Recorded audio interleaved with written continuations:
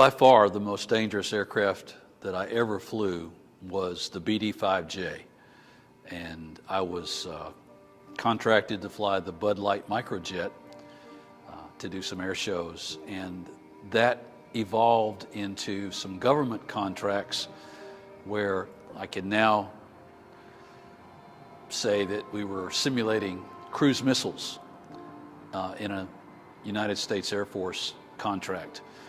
And we were flying out of Moss Point, Mississippi, and we would go out into the Gulf about 50 miles, and typical airspeed was about 250 to 300 knots, simulating cruise missile speed at an altitude of about 50 feet.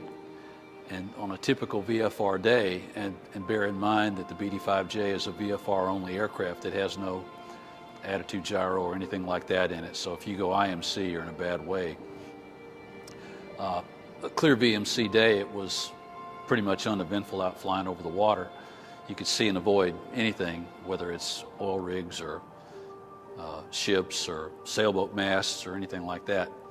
But there were several days that we were called on to fly that the weather was marginal, and it was quite an adventure out there, not really being able to see very well at 50 feet above the water at 300 knots, and you just sort of hoped and prayed that there was nothing going to pop up in the windscreen that you couldn't avoid.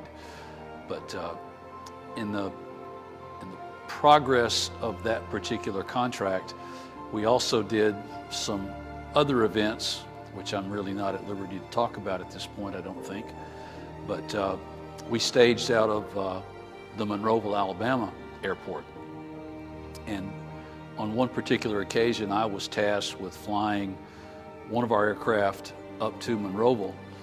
And what you probably are not aware of about the fuel system on the BD-5J is there, at least on the aircraft that I flew, they did not have a fuel gauge.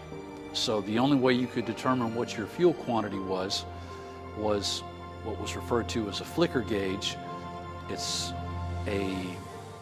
very difficult to describe, but there were a series of little windows on the top of each wing that would give you an indication of the level of fuel in that particular wing.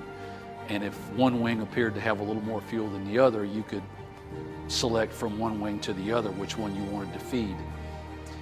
And the problem with that concept was, with glare from sunlight and sun angles and other factors, and also the fact that if there were baffles in that fuel tank, they were minimal at best.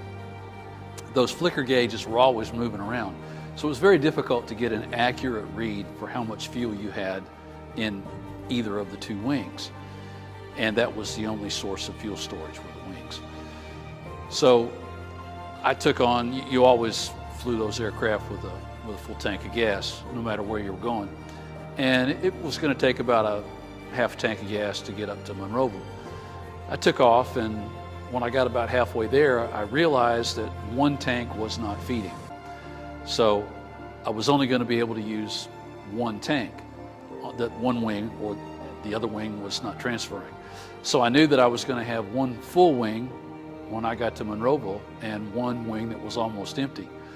So the first thought that occurred to me was, it would probably be a good idea, while I was still at altitude, to get a feel for how that aircraft would handle as the fuel got lower and lower, and one wing got lighter and one wing got heavier.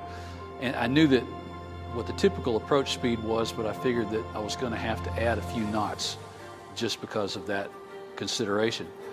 And so I did that, and I was confident that, but by the time I had figured it out, I was halfway to Monroeville, so it wouldn't have mattered if I'd turned around and gone back to Moss Point, or if I'd pressed on to Monroeville, because either way I was going to land with the same amount of fuel.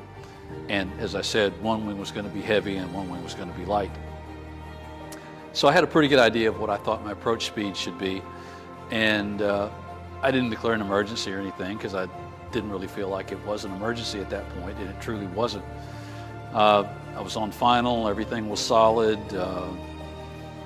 airspeed was good, everything was very controllable, and when I got over the numbers, as we typically would do, I retarded the power to idle, and I was probably about 10 feet above the runway. And what I did not know was that I was hanging right on the razor's edge as far as airspeed went. And as soon as I retarded that power, the aircraft quit flying. And the heavy wing dropped, and I became a passenger for the final 10 feet of the landing. Hit really hard, collapsed the landing gear, banged up a wing, went off in the grass, and sat there and collected my wits and realized how fortunate I was that I didn't roll that thing up in a ball, because if I hadn't done what I did en route and checked to see what I thought the airspeed should be, I probably would have tried to fly the aircraft at the normal approach speed, at which point the aircraft would have stalled probably on a mile or two final. And at that altitude, there's no way I could have jumped out of that airplane. So it could have been a real catastrophe. I was very fortunate to have survived that. But that's one of the reasons that I say that that's the most dangerous aircraft that I ever flew.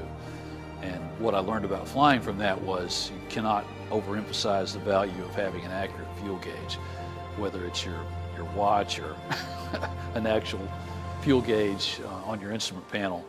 And if you're in an aircraft where you can transfer fuel from one wing to another, you better be on top of where your fuel is for a CG purposes, because you can get yourself in a world of hurt real quick.